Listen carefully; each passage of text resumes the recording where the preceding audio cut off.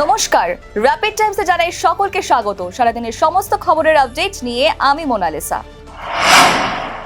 আরজি কর হাসপাতালে তরুণী চিকিৎসকের ধর্ষণ ও খুনের ঘটনায় ধৃত পানিহাটির প্রাক্তন বিধায়ক নির্মল ঘোষকে শুক্রবার সকালে খড়দহ থানায় নিয়ে আসা হয়। থানা থেকে আদালতে নিয়ে যাওয়ার পথে ডিম ছোড়া হয় নির্মল ঘোষকে। নেতাজিকে নিয়ে বিতর্কিত মন্তব্যের জন্য বঙ্গবিভূষণ সম্মান হারিয়েছেন নগেন্দ্র রায় ওরফে অনন্ত মহারাজ। এবার আরও বিপাকে বিজেপির রাজ্যসভার সাংসদ।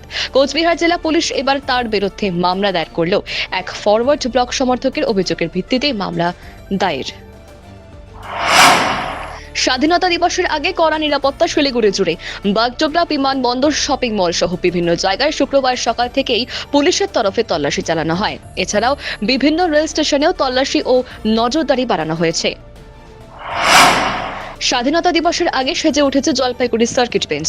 স্বাধীনতা দিবসের আগে তিরঙ্গার আলোকসজ্জায় অপরূপ সাজে সেজে উঠেছে কলকাতা হাইকোর্টের জলপাইগুড়ি সার্কিট বেঞ্চ। জাতীয় পতাকার 3 রঙের আলোয় সাজিয়ে তোলা হয়েছে গোটা সার্কিট বেঞ্চ ভবন।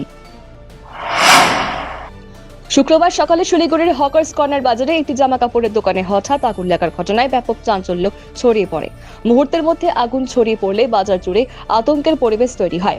আগুনে একটি দোকানে বহু জামা কাপড় পুড়ে যায়। দমকলের 2টি ইঞ্জিন ঘটনাস্থলে পৌঁছে আগুন নিভিয়েছে। তিস্তা রেল সেতু সংলগ্ন এলাকা থেকে অজ্ঞাত পরিচয় এক যুবকের মৃতদেহ উদ্ধারের ঘটনায় চাঞ্চল্য ছড়ালো জলপাইগুড়িতে। যুবকের গলার মুখের ধারালো অস্ত্রের আঘাতের চিহ্ন রয়েছে বলে জানা গিয়েছে। অভিযোগ, ঘটনাস্থলের আশেপাশে ছড়িয়ে ছিটিয়ে পড়ে থাকতে দেখা যায় একাধিক মদের বোতল। প্রাথমিকভাবে নেশার আসরকে কেন্দ্র করে ওই যুবককে খুন করা হয়ে থাকতে পারে বলে অনুমান।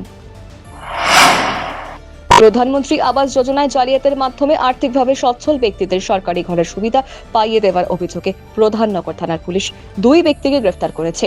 ধৃতরা হলো রাকেশ শাহ ও বিশ্বজিৎ শাহ, দুজনেই কুরুং বস্তির এলাকার বাসিন্দা।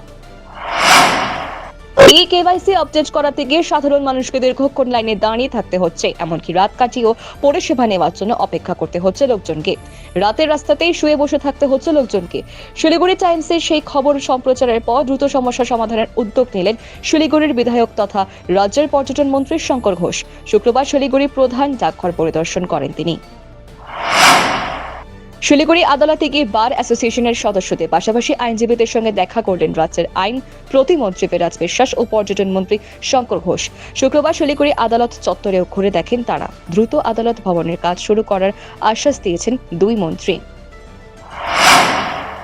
সোশ্যাল মিডিয়ায় পোস্ট করা মহিলা ও তরুণীদের ছবি এআই এর মাধ্যমে বিকৃত করে অশ্লীল ছবি বানিয়ে তৈরি করা হতো ভুয়ো অ্যাকাউন্ট। এরপর সেই অ্যাকাউন্টগুলির মাধ্যমেই অনেকের সঙ্গে যোগাযোগ করা হতো।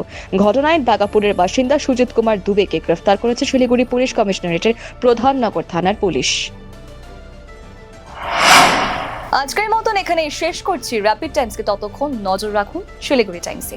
আমাদের শিলিগুড়ি টাইমস আপনারা পেয়ে যাবেন বিভিন্ন সোশ্যাল মিডিয়া প্ল্যাটফর্মসে, যেমন Facebook, YouTube, Threads, X handle আর ইনস্টাগ্রাম পেজে।